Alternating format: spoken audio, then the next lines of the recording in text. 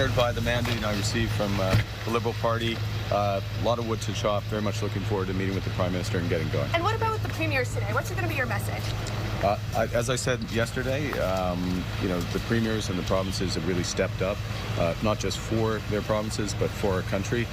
I'm very grateful for that, as I think all Canadians are, and it's important to keep the good cooperation between the federal government and the provinces standing up for Canada. And what's your first order of business? First order of business is to see the Prime Minister. Thank you.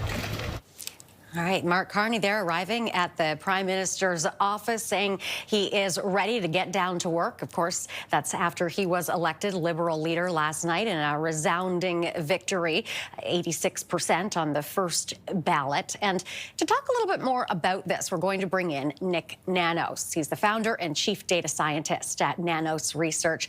Good to see you, Nick. Now, Mark Carney coming in there, we just saw that, and it comes at a time when, the Conservatives have been, or the Liberals rather, have been able to sort of catch up with the Conservatives when it comes to polling numbers. What do your numbers say about Mark Carney's chances federally?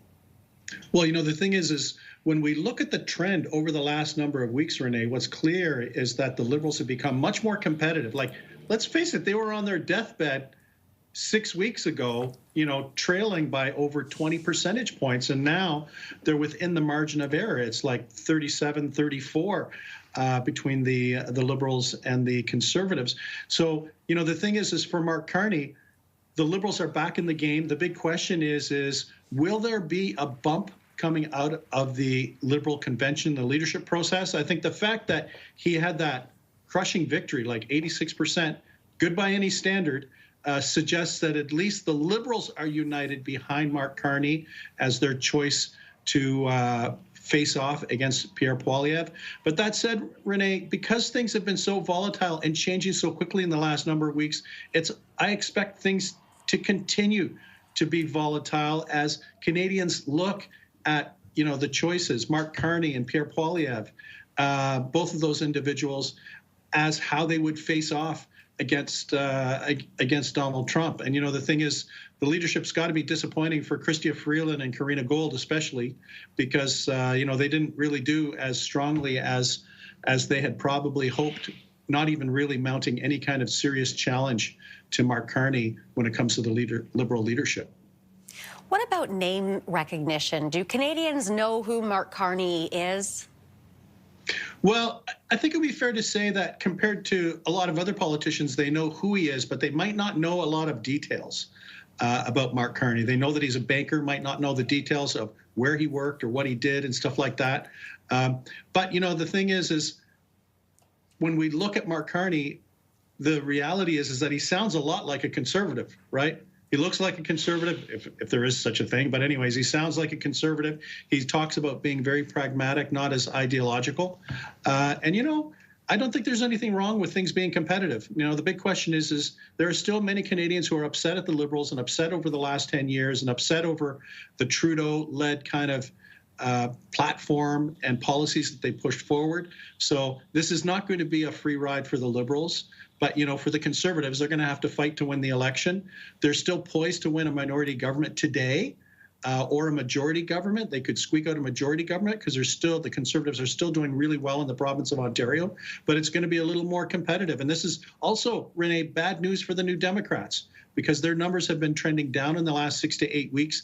And their numbers have been bleeding towards the Liberals as the one party that has a chance to be competitive with the Pierre Poilievre Conservatives, who are currently the front runners. Mm-hmm. Now, the main ballot question for Canadians right now is Trump. How critical a factor will it be? And does any leader have an edge in dealing with him?